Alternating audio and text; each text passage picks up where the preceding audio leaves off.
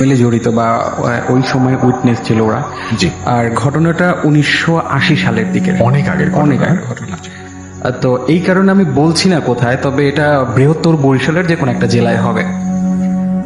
তো ঘটনায় চলে যাচ্ছি। তো যে গ্রামের ঘটনা, আসলে আমরা সবাই জানি যে বরিশাল অঞ্চলে ম্যাক্সিমাম গ্রামগুলা, প্রত্যেকটা জেলার গ্রামগুলো পানি বেষ্টিত, সেখানে খাল বা পুকুর ডোবা এগুলো বেশি থাকে। তো যেখানকার ঘটনা সুন্দর একটা ছিমছাম ছোট্ট একটা গ্রাম, সবাই খুব সুন্দরভাবে দিন যাপন করে। তো হঠাৎ একদিন মানে প্রায় শুকনার টাইমে পাশে একটা ডোবাতে মানে একটা ছেলেকে কিছুদিন ধরে পাওয়া যাচ্ছিল না। তো পাওয়া যাচ্ছে না সেই সময় মানে সবাই খোঁজাখুঁজি করে এখানে ওখানে নদীতে। তো ছেলেটাকে ঠিক 3 দিন পরে পাশের একটা বিলের সাথে ছোট্ট একটা ডোবার মধ্যে ওকে পাওয়া যায়। আচ্ছা। এবং এমন ভাবে পাওয়া যায় মনে হচ্ছে কাদার মধ্যে ও একদম লেপ্টে আছে। তো ওকে তোলা হয়। তোলার পরে যেহেতু গায়ে কাদা লেগেছিল, ওকে ওয়াশ করা হয়, সারা শরীর পানি দিয়ে ধোয়ার পরে সবাই একটা জিনিস দেখে মানে আশ্চর্য হয় যে ওর দুটো চোখ একদম মনে হচ্ছে ড্যাব ড্যাব করে তাকায় আছে। আর সবচেয়ে আশ্চর্যের বিষয় হচ্ছে ওর চোখের উপরের যে আমরা পাপড়ি বলে আমাদের চোখের যে আই প্রোটেক্টর, সেটা নাই, দুই চোখের। তো তার চাইতেও বড় সবচাইতে ঘটনাটা ছিল ওর চোখের দিকে যেই তাকাচ্ছিল, যেহেতু একটা ঘটনা ঘটছে, উৎসুক জনতা তাকিয়ে আছে। তোর চোখের দিকে যেই তাকায় মানে তার চোখ দিয়ে অনবরত রক্ত ঝরতে থাকে। তো কিছুক্ষণের মধ্যে বিষয়টা মহামারী হয়ে যায়, গ্রামের সবাই জানাজানি হয়ে যায়, যেহেতু ছোট্ট গ্রাম আর গ্রামের সবার মধ্যে কোঅপারেশনটা বেশি থাকে। তো দেখা যায় যে এই ঘটনার পর সবার মধ্যে ভীতি ছড়িয়ে যায়। তো কোনো মতে ওর চোখটা একটা কাপড় দিয়ে বেঁধে ফেলা হয় এবং বাঁধার পরে কোনো রকম ওকে জানাজা দাফন করা মানে দ্রুত দাফন করা হয়। আচ্ছা। তো এরপর থেকেও গ্রামবাসীর সমস্যা আসলে কমে না, মানে তাদের একটা তো ভয় হয়েছে যে এরকম করে একটা মানে ঘটনা ঘটছে। এরপর থেকে তার মূল ভয়টা শুরু হয়। মূল ভয়টা এমন ছিল যে রাত্রে যদি কেউ ওই মানে ওকে যেখানে কবর দেওয়া হয়, যেহেতু ওখানে কবর দেওয়া হয়, যেহেতু জায়গা কম, ওখানে কোনো গোরস্থান ছিল না, দেখা যায় মানে নিজের জায়গার উপরে কবর দেওয়া তো রাস্তার সাথে। তো ওকে কবর দেওয়া হয়। তো ওই কবরের সামনে অর্থাৎ ওই রাস্তার সামনে দিয়ে যদি কেউ যায়, দেখা যাচ্ছে মানে হাতে টর্চ আছে, দেখা যাচ্ছে সবসময় তো যাওয়ার সময় আমাদের চেনা রাস্তা তাদের মানে ওই ধরনের তো কনসার্ন থাকে না। মানে আমরা অচেনা রাস্তায় যেভাবে হাঁটি, চেনা রাস্তায় স্বাভাবিকভাবে হাঁটি। তো স্বাভাবিকভাবে হাঁটতে হাঁটতে দেখা যায় কেউ একজন নদীর সামনে চলে আসছে, কেউ বা কোনো বাগানের মধ্যে ঢুকে গেছে, বা কেউ দেখা যাচ্ছে অনেক বাঁশ গাছের মধ্যে চলে গেছে। তো বিষয়টা সবার মধ্যেই মানে খুব ভীতির সৃষ্টি করে, কেন এমন হচ্ছে। এবং কেন এমন হচ্ছে সবার মধ্যে ওই চিন্তাই থাকে, যেহেতু ছেলেটার মৃত্যু স্বাভাবিক ছিল না। এরপরে আরো যে বিষয়টা হয় যে হঠাৎ করে একজন অসুস্থ হয়ে যাচ্ছে বা কারো কোনো গবাদি পশু হঠাৎ করে মারা যাচ্ছে কোনো কারণ ছাড়া, সবার মধ্যে একটা ভীতি সৃষ্টি হয়। তো গ্রামবাসীর মূল কনসার্নটা হয় একটা ঘটনার মাধ্যমে। ওই গ্রামে একজন লোক ছিলেন, দেখা যায় যে সেই সময় এখনো গ্রামে 9টা 10টায় অনেক রাত, আর সেই সময় তো আরো অনেক ছিল। তো হবে 8টা 8:30 বা 9টা এরকম একটা সময় এক লোক আসছেন ওনার কাজকর্ম সেরে, জ্যোৎস্না রাত, পথ দিয়ে আসছেন, হাতে লাইট আছে কিন্তু লাইট জ্বালাননি। তো হঠাৎ উনি শোনেন মানে এমন ভাবে বলছে যে আব্বা আসো। উনি মানে হকচকিয়ে যায় যে কি ব্যাপার, কে? তখন বলে আব্বা আমি। মানে ওনার নিজের ছেলের গলা উনি শুনতে পারেন। বলে, তুমি এত রাতে এখানে? বলে তোমার জন্য দাঁড়ায় আছি। তো ওনার কাছে একটু অড লাগে যে গ্রামে আমার ছেলে স্বাভাবিকভাবে যাকে দেখি 7টা 7:30 খেয়ে দিয়ে ঘুমিয়ে যায়, তো আমার ছেলে এখানে। তো উনি ভাবে যে ছেলেকে হয়তো শাসন করবো, বাড়ি যাই যেহেতু রাস্তায় আছি। তো ছেলে সামনে সামনে হাঁটে। তো হাঁটতে হাঁটতে তিনি মানে ফাইন্ড আউট করেন যে ছেলে আর নাই। উনি ভাবে যে হয়তো আমার সাথে কোনো দুষ্টামি করছে, এইভাবে উনি খুঁজতে থাকে। তো খুঁজতে খুঁজতে মানে একটু সামনে যায়, সামনে বেশ কয়েকটা বাঁশ গাছ ছিল একদম ঘেরা। তো উনি হয়তো ভাবে এর মধ্যে লুকায় থাকতে পারে, কেন ছেলে এরকম দুষ্টামি করছে। রাইট। তো উনি আস্তে আস্তে একবার এখানে ওখানে খোঁজাখুঁজি শুরু করছে। তো হঠাৎ উনি খেয়াল করে যে উনি শক্ত কোনো একটা ঢিপি, উনি তখন টর্চ জ্বালাননি যেহেতু তখন জ্যোৎস্না রাত ছিল। তো ঢিপি উনি ভাবেন যে মাটির রাস্তা হতেই পারে, তবে উনি ভয় পান যখন হাতটা উপরের দিকে দেন, দেখেন যে একটা বাঁশ তার মাথার উপরে। যেহেতু রাত্রে বুঝতে পারেননি, তো হাতটা যখন একটু ভালোভাবে মুভ করেন তখন দেখেন একটা না অনেক বাঁশ একদম তার মাথায় লেভেল হয়ে আছে। আচ্ছা। মানে উনি সাথে সাথে ভয় পেতেন কি ব্যাপার কি হলো। তো উনি বিষয়টা দেখার জন্য সাথে সাথে তার টর্চটা জ্বালান। তো টর্চটাও জ্বালান এবং উনি সবচেয়ে ভয়ের ব্যাপার উনি দেখেন যে সেই ছেলের কবরের উপর সে দাঁড়িয়ে আছে এবং তার মাথার উপর সারি সারি বাঁশ একদম সোজা হয়ে আছে। উনি ভয় পান এবং ভয় পেয়ে দ্রুত ওখান থেকে মুভ করতে যাওয়ার জন্য টর্চটা জ্বালান, এবং টর্চটা জ্বালানোর পরেই দেখেন সেই ছেলেটা যাকে কয়েক মাস আগে কবর দেওয়া বা দাফন করার সময় উনিও ছিলেন, ঘটনাটা উনিও জানেন, সেই ছেলেটা ওনার সামনে থাকে। উনি এক দৃষ্টিতে ছেলেটার দিকে তাকিয়ে আছেন, ওর চোখের দিকে তাকিয়ে আছেন, সেই একই অবস্থা চোখের। তো উনার সম্মোহনটা ভাঙে যখন উনি দেখেন যে ওনার হাতটা গরম হয়ে যাচ্ছে। তো তাকায় দেখেন ওনার চোখ দিয়ে অনবরত রক্ত পড়ছে। ঠিক যখন ওকে পাওয়া যায় মৃত অবস্থায়, তখন যেমন সবার রক্ত পড়েছে, ওনারও চোখে রক্ত পড়ছে। তো উনি ঘটনার আকস্মিকতায় ওখানে অজ্ঞান হয়ে যায়। তো সকালে গ্রামবাসী সকালে ওনাকে অজ্ঞান অবস্থায় উদ্ধার করেন, পরে ওনার জ্ঞান ফেরানো হয়, পরে সবকিছু শোনা হয়। তো গ্রামবাসী একটা জিনিস দেখেন, এই ঘটনার সত্যতা দেখেন, যে কাঁচা যে বাঁশগুলো আছে ওগুলা ঠিক সোজা হয়ে দাঁড়িয়ে আছে, কিন্তু যেগুলো একটু পাকা বাঁশ ছিল সেগুলো ভেঙে গেছে। মানে এর থেকেই প্রমাণিত হয়েছে যে উনি যে ঘটনাটা বলছেন যে বাঁশগুলো ওনার মাথার উপর লেভেলে ছিল। আর তারপরেও সবার মধ্যে আরো ভীতি বেড়ে যায় যে এমন কেন হচ্ছে। তো আহ, ওই গ্রামের বা পাশের গ্রামের বেশ কয়েকজন মানে হুজুরকে নিয়ে আসা হয় যে সমাধানের জন্য, যে দেখেন বেশ কিছুদিন ধরেই তো এইরকম সমস্যা, কি করা যায়। তো হুজুররা আলোচনা বা তাদের রিচুয়াল করার পর বলে যে দেখেন আমরা বেশি কিছু বলতে পারবো না, এখানে যে জিনিসটা আছে এর সাথে আমাদের শক্তির কোনো মানে তুলনা করা যাবে না, আমরা এটা পারবোই না, আমরা কিছুই পারবো না, আমরা প্রাথমিক লেভেলেও যেতে পারবো না এর সাথে। তো গ্রামের বলছে কি করা যায়, এভাবে তো চলতে পারে না। তখন বলছে পাশের গ্রামে একজন কামেল ব্যক্তি আছেন, কামেল একজন হুজুর আছেন, উনাকে ডাকবেন, উনি হয়তো কিছু করলেও করতে পারেন। তো গ্রামবাসী দ্রুত তাকে ডাকা হয়। তো উনি বিষয়টা সবকিছু শোনেন এবং শোনার পরে বলেন যে আসলে এখানে যে জিনিসটা আসলে মানে যে মানে স্পিরিট বলি বা এগুলো বলি, তো খুব শক্তিশালী, মানে আমরা স্বাভাবিকভাবে যে জিনের কথা বলি তার চেয়ে শক্তিশালী জিন, যেমন আমরা ইফরিত বা জুয়ান্নার কথা জানি, মানে এটা আমার ব্যক্তিগত ওপিনিয়ন। জি জি। তো বলেন যে এটা সমাধান করা যাবে, তবে গ্রামবাসীর উপর তো একটা ঝড় বয়ে যাবে, সবাইকে শক্ত হতে হবে। তো আচ্ছা। বলছে কি করতে হবে। তো বলছে গ্রামবাসীর মধ্যে দুইজন শক্তিশালী যুবককে দিতে হবে, এবং এই দুই যুবককে নিয়ে আমি ওই কবরটা আবার খুঁড়ব, এবং এই কবর খোঁড়ার সময় এবং এই লাশটা দেখার পরে লাশের কি চেহারা, লাশের কি হয়েছে, এই দুই ব্যক্তি মৃত্যুর আগেও বলতে পারবে না, কাউকে বলতে পারবে না, অন্য যা কিছু বলতে পারবে, কিন্তু আহ এই ওর লাশের যে কি অবস্থা এটা বলতে পারবে না, এবং গ্রামবাসী কেউ এই সময় আসতে পারবে না, সবাই যার যার ঘরে থাকবে, নিরাপদে থাকবে। তো বলছে আচ্ছা তাই হবে। তো একদিন দিন ঠিক করা হয় শুক্রবারে, এমনি মানে সকাল, মানে সেদিন সকালে ছিল বৃষ্টি বৃষ্টি মেঘলা মেঘলা একটা ভয়ার্ত পরিবেশ। তো সকালেই ফজরের নামাজের পরেই মানে আলো ফুটছে, এই অবস্থায় লাশটাকে আবার খোঁড়া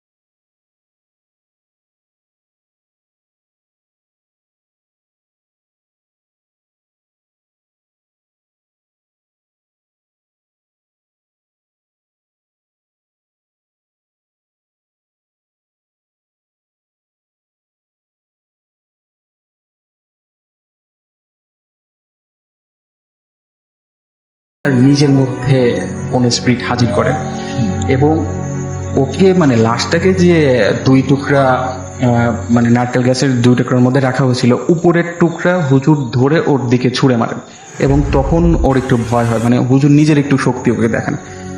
তো উনি বলেন যে দেখ তুই আসছিস, তোকে আমি নিয়ে আসছি, কিন্তু এখন তুই কখনোই যেতে পারবি না এবং তুই যত কিছুই করিস আমি তোকে যেতে দেব না এবং তোর একটা বিহিত করবো, তুই বল কে।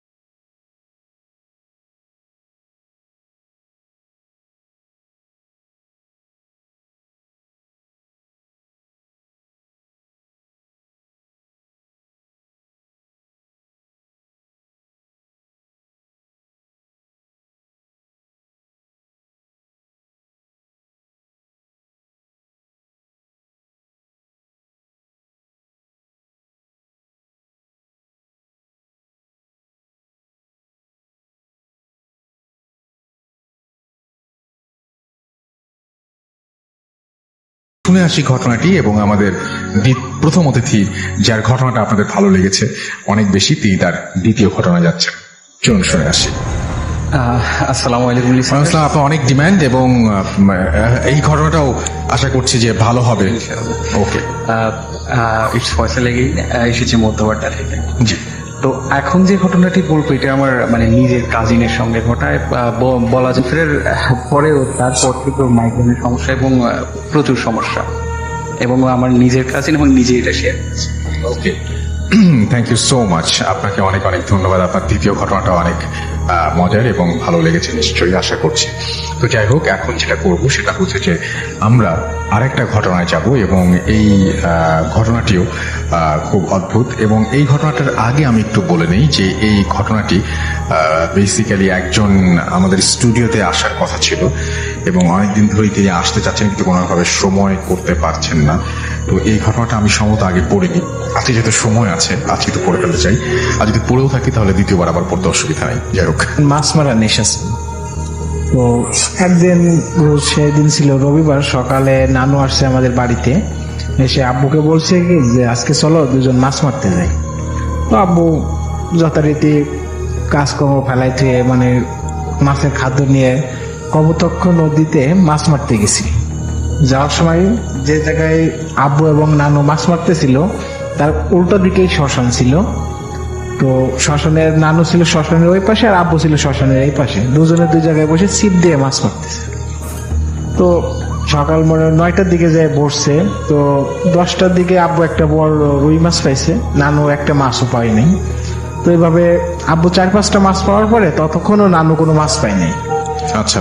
তো মাছ না পাওয়ার কারণে 12:30 বা 1টার দিকে এরকম হবে। তো নানু যখন প্রথম বসি উঠাইলো দেখলো যে একটা মানুষের পা উঠছে। তো এটা দেখে আব্বু একটু অবাক হলো। নানুর কোনো মানে চিন্তাই নেই যে একটা মানুষের পা উঠছে বা তার ভিতরে কোনো ভয় বা কোনো কিছুই নাই। আচ্ছা। তো আব্বু এটা দেখে নানুরে একটু মানে নানুরে বলতেছে যে জামাই চলেন বাড়ি চলে যায়, এখন আর মাছ মারতে হবে না, আর জায়গাটাও ভালো না, চলো বাড়ি চলে যায়। তো নানু আর আব্বুরে ধমক দিতেছে যে কি হবে এনে, প্রতিদিনই তো এসে মাছ মারি, আজকে আর কি হবে। তো এই বলতে আব্বু আর তখন মাছ মারতেছে না, বসে রয়েছে। আব্বু খালি নানুর যে এটা ওটাই দেখতেছে যে তাল ভাই না কি করে না করে। তার আধা ঘন্টা পরে বা এরকম 20-25 মিনিট পরে যখন আবার বসি মানে পাতাশি তোলায় গেছে, তখন আবার নানু টান দিছে। তো দেখে একটা হাত, একটা মানুষের কাটা হাত, মানে উঠছে, রক্ত পড়তেছে, মনে হচ্ছে যেন এক্ষুনি হাতটা কেটে বসি থেকেও কেটে দিছে। তো এটা দেখে আব্বু আরো মানে একটু অবাক হয়ে গেল যে আসলে খারাপ কিছু ঘটবে বা নানুরে যে কোনো ভাবে বাড়ি নিয়ে যাইতে হবে। তো আব্বু যায়, আবারও নানুরে ধমক দেয়, কিন্তু নানু উঠেই না। তো যেহেতু সে আব্বুর শ্বশুর, এই জন্য বেশি কিছু বলতেই পারে না।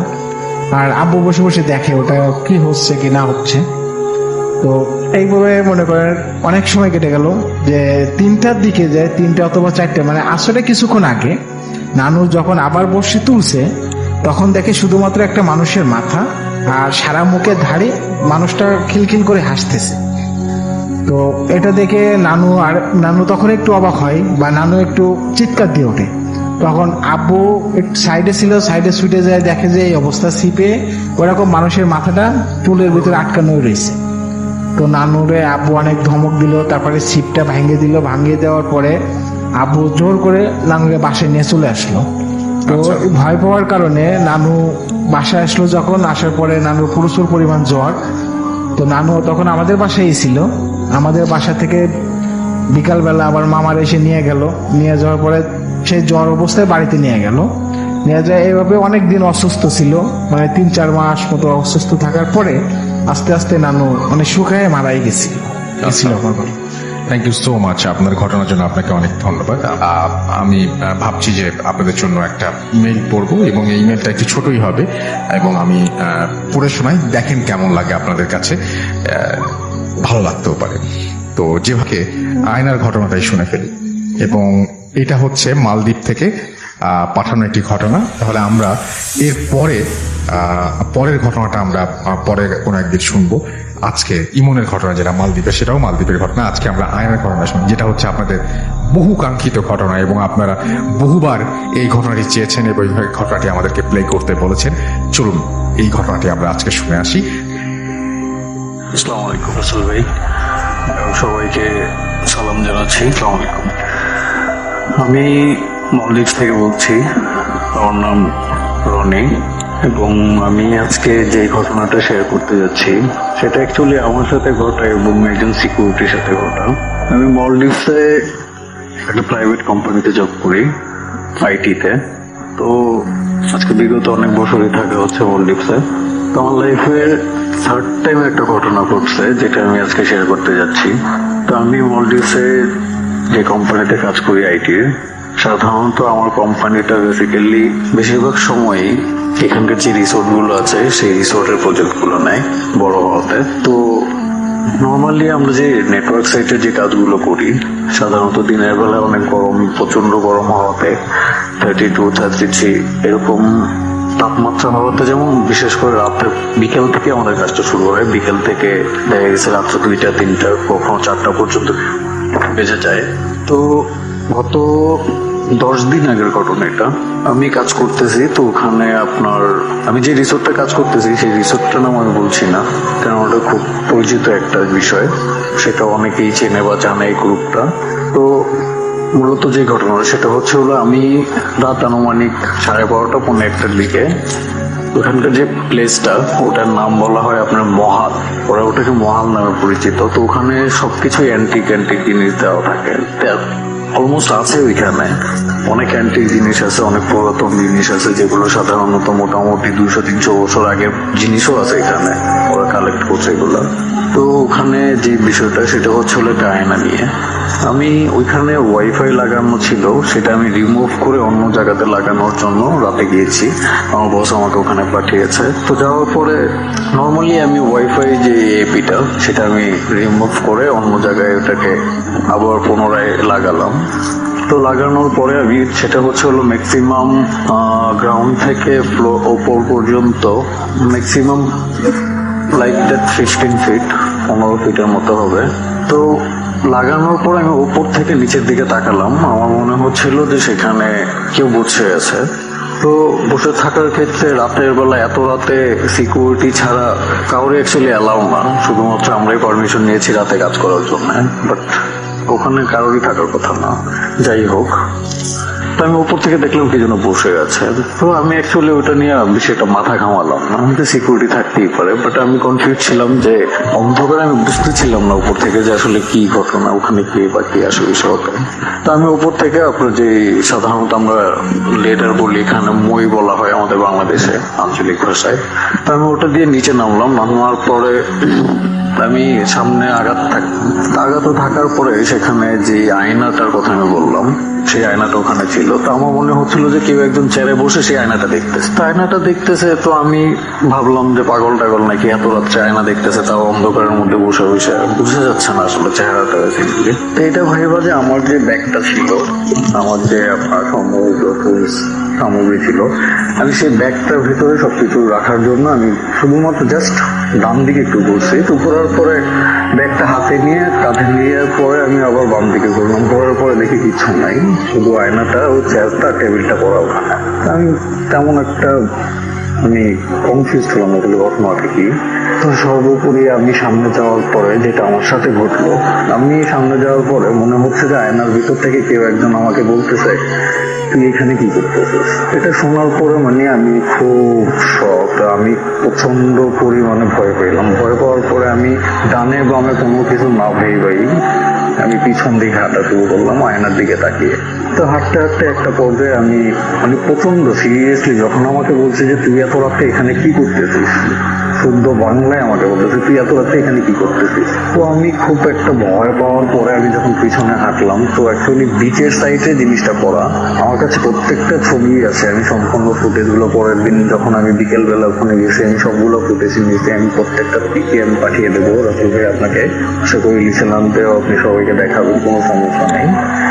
তো পরের দিন আমি ওখানে মানে প্রচন্ড ভয় পাওয়ার পরে আমি চলে গেলাম খুব ক্লিয়ারলি। আমি সাইকেলটা, এখানে ব্যাটারি বাইক সাইকেল আছে, তো সেটা নিয়ে আমি খুব ফাস্টলি আমি অফিসে চলে গেলাম। চলে যাওয়ার পরে আমি আমার পিএমকে বললাম যে অ্যাকচুয়ালি এই ঘটনা আমি ভয় পেয়েছি।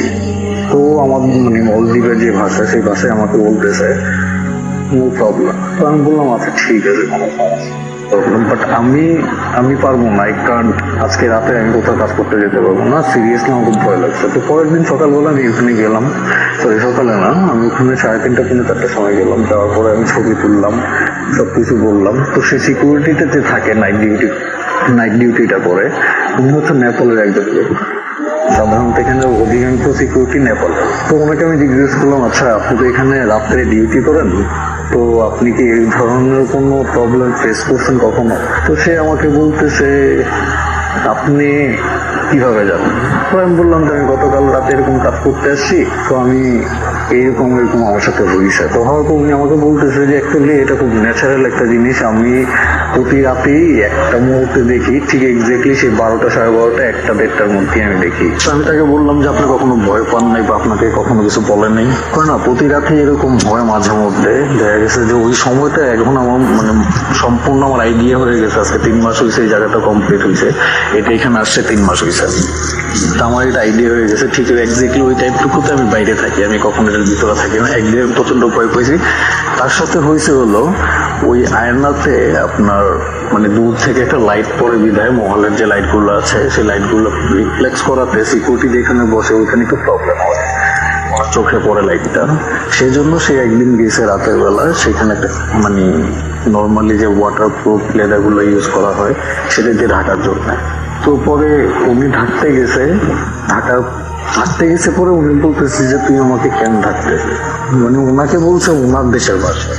উনি অদ্ভুত একটা বিষয়, আমাকে বলছে বাংলা ভাষায়, ওনাকে বলছে নেপালিয়ান ভাষায়। তো সে প্রচন্ড ভয় পায়। সেই প্রচন্ড ভয় পাওয়ার পরে আপনার যে সাধারণত ওয়ালেট গুলো ইউজ করে সিকিউরিটির সাথে সাথে উনি সবাইকে ডাকার পরে এই ঘটনা বলছে। পরবর্তীতে ওই দিন রাত্রে ওইখানে 2জন মানে এক্সট্রা একজন সিকিউরিটি আসে। তো রাসেল ভাই, এই ছিল আমার ঘটনা। যদি আপনার ভালো লাগে এই জন্য আপনাকে সবাইকে শোনাবেন। আশা করি রাসেল ভাই আপনি সবসময় ভালো থাকেন, ভালো বলেই থাকবেন ইনশাল্লাহ। আমার লাইফে আমার রিলেটিভ সবার সাথে ঘটনাগুলো এরকম অনেক ঘটনাই ঘটবে, যেটা আমি ভবিষ্যতে সময় পাইলে অবশ্যই জানাবো সবাইকে, আপনাকে জানাবো রাসেল ভাই।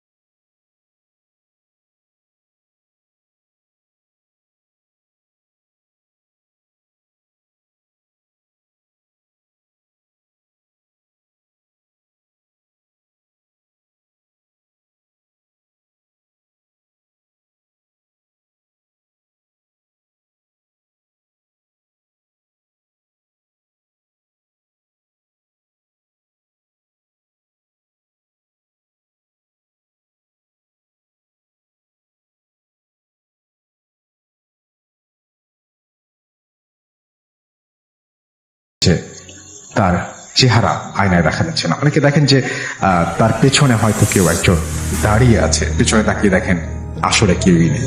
আবার যখন আয়নার দিকে তাকান তখন দেখেন যে সে আছে। তো আয়নায় এরকম অপার্থিব অনেক কিছুই হয়তো আমাদের চোখের সামনে ভেসে ওঠে, যেটা আমরা খালি চোখে দেখতে পাই না। আয়না এক রহস্যময় ব্যাপার। আয়নার ভেতরের মানে জগৎটাও যদি আমরা চিন্তা করি সেটাও অনেক রহস্যময়, না যে আয়নার ওই পাশে যদি একটা জগৎ আমরা চিন্তা করি যেটা মানে অবাস্তব আমাদের কাছে, তারপর যদি মনে করি যে আয়নার ভেতরে কোনো একটা জগৎ আছে, যে জগতে আমাকে উল্টো একটা প্রতিচ্ছবি দেখা যায়। এটা একটা প্রতিচ্ছবি, কিন্তু আমি যদি বলি যে এরকম ঘটনা যদি একটু কল্পনা করতে বলি তাহলে দেখবেন যে খুব অদ্ভুত কিন্তু ব্যাপারটা। তো যাই হোক, আমরা